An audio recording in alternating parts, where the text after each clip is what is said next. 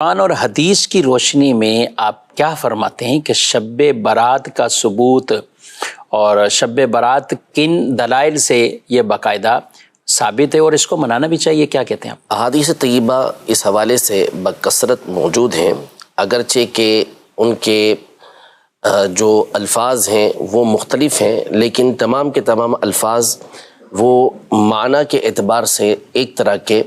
یعنی ایک معنی ہمیں بتا رہے ہوتے ہیں، اور وہ ہے شب براءت کی اہمیت۔ لیلۃ النصف من شعبان، یعنی جو شعبان کی 15ویں شب ہے، تو اس کی اہمیت کے اوپر اور اس میں عبادت کے حوالے سے اور اس میں مغفرت ہونے کے حوالے سے اس کی اہمیت کو وہ بہت ساری احادیث طیبہ بیان کر رہی ہیں، اور اس پر ائمہ دین نے پوری کتابیں یہ تحریر کی ہیں، جیسے علامہ علی قاری رحمۃ اللہ تعالی علیہ، مولا علی قاری جو مشہور و معروف محدث احناف ہیں، انہوں نے فضائل نصف شعبان کے نام سے پورا ایک رسالہ تحریر کیا ہے عربی میں، اور اس کا پھر ترجمہ بھی اردو کے اندر ہو چکا ہے۔ اس میں آپ نے احادیث طیبہ کی روشنی میں مفسرین کے اقوال اور اسی طرح اسلاف کے جو اقوال ہیں ان کی روشنی میں شب برات کی اہمیت کو بیان کیا ہے کہ اس کی اہمیت یہ کیا ہے۔ پھر اس کے بعد ہم احادیث طیبہ جس میں نبی پاک صلی اللہ تعالیٰ علیہ وسلم نے یہ ارشاد فرمایا کہ جب 15ویں شعبان کی رات آئے تو تم اس میں قیام کرو اور اس کے دن کا روزہ رکھو۔ ٹھیک۔ اور پھر دیگر احادیث طیبہ میں کہ صبح تک اس میں بخششیں کی جاتی ہیں۔ بعض حدیثوں کے اندر یہ ہے کہ بنو کلب کے بکریاں ہیں، ان کے بالوں سے زیادہ بندوں کی بخشش کی جاتی ہے، ان کو معاف کیا جاتا ہے۔ ہر طرح کے مسلمان کی بخشش کر دی جاتی ہے،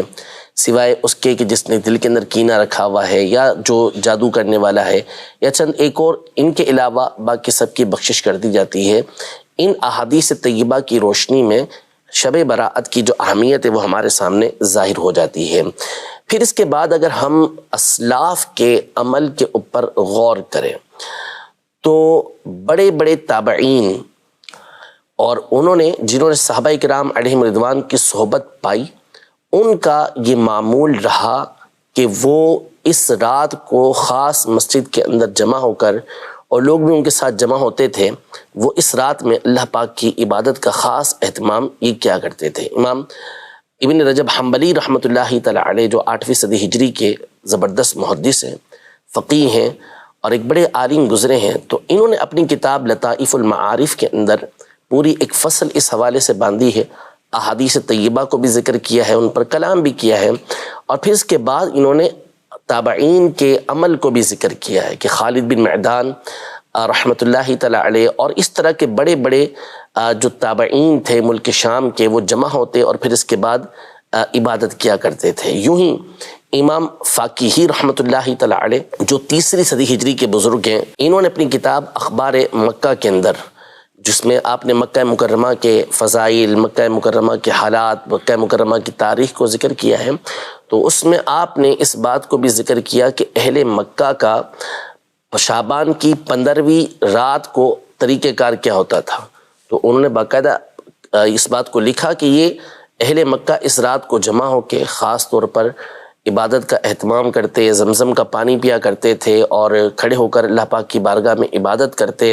تہجد کی نماز ادا کیا کرتے تھے، دعائیں کیا کرتے تھے، یوں ساری رات یہ اللہ پاک کی عبادت کے اندر گزارتے تھے۔ تو یوں اسلاف کے عمل سے بھی یہ بات بالکل واضح ہے کہ یہ حضرات اس رات عبادت کا اہتمام کرتے تھے، اور یقیناً یہ وہ طریقہ کار تھا کہ جو انہوں نے اپنے سے پہلے والوں سے سیکھا تھا، تابعین نے اپنے سے پہلے والوں سے سیکھ کر پھر اس کے اوپر عمل کیا، اور اہل مکہ بھی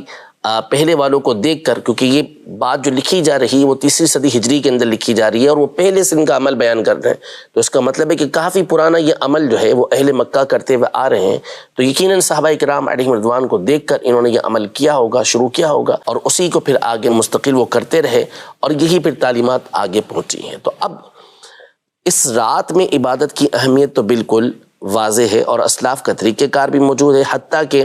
ان حدیثوں پر کلام کرنے والے اسلاف نے بھی یہ بات ذکر کی ہے کہ یقیناً اس حدیث کی، اس عمل کی کوئی نہ کوئی اصل یہ موجود ہے۔ ٹھیک۔ پھر اس کے بعد ہم دیکھیں عبادت، تو نفس عبادت یہ اللہ پاک کو پسند ہے، جگہ جگہ قرآن مجید فرقان حمید میں یا ایھا الناس اعبدوا ربکم، اپنے رب کی عبادت کرو، اس بات کا حکم دیا گیا۔ تو جب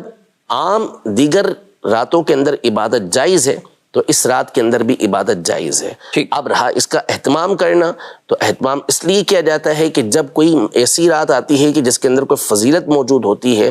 تو یہ تو انسانی فطرت ہے، یہ تو ایک طریقہ کار ہے کہ بندہ کسی مقدس مقام پر جاتا ہے، کہ مقدس مہینہ آتا ہے، کوئی مقدس دن آتا ہے، ایام آتے ہیں، تو اس میں عبادت کا زیادہ اہتمام یہ کیا جاتا ہے۔ تو اس لیے مسلمانوں میں یہ جو طریقہ کار رائج ہے کہ اس رات خاص اہتمام کے ساتھ یہ عبادت کرتے ہیں، تو یہ شریعت کا مطلوب اور محمود عمل ہے۔ بندہ یہ کرے گا تو انشاءاللہ اس کو اس پر ڈھیر و ثواب یہ ملے گا۔